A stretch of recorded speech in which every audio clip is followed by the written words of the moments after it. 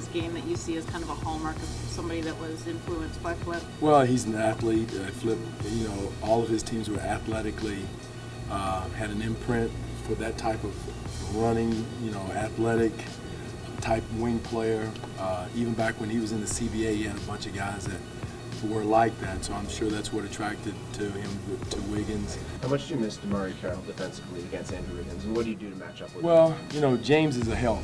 At least now we have James Johnson, who's a bigger body to put on him, to be down the post. That's where he hurt us in his post-up game.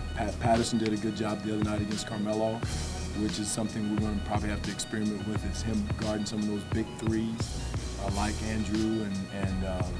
The game has slowed down for him a lot more, and just time is the only answer for that. You can drill it, you can work on it in the summertime, but until you do it on a nightly basis in this league, is where you get that experience. Andrew, you're used to the increased attention playing here in Canada. Were you ever caught off guard with anything, any of the reaction during the game, or is what about what you expected? This play, I don't know. I don't really take it in. I just, when I step on the floor, once that jump ball goes up, everything is just basketball to me. Once last year, is it a old hat now coming home? It's still exciting. Playing there is still exciting. I got a lot of people I know watching the game that's there. You and your Team Canada teammate Cory embraced at center court at the end of the game. What did you guys say to each other? Just keep playing hard, keep getting better, stay healthy. I always love seeing him. Wiggins, your teammate on Team Canada, you guys embraced at center court at the end of the game. What do you guys say to each other? I said, glad you didn't make a shot going down the last minutes. But no, I just said, how's the family doing? Keep grinding, keep working, and see the, strides and leadership that he's taking. He's doing, a great job this year. And how are you finding your conditioning compared to, an NCAA season, which is pretty much over at this point? It's different.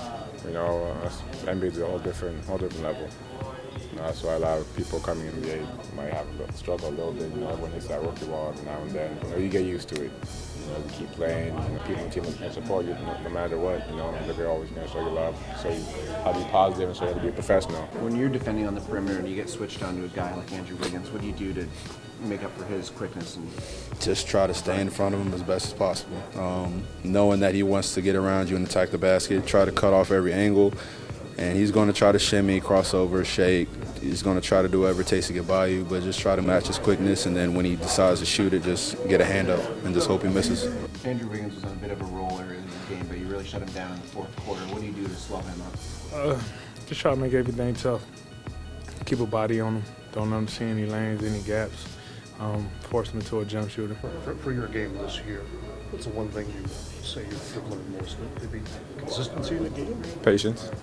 We have a very young team, and we have great vets, that show us the way and really lead us. It's something special.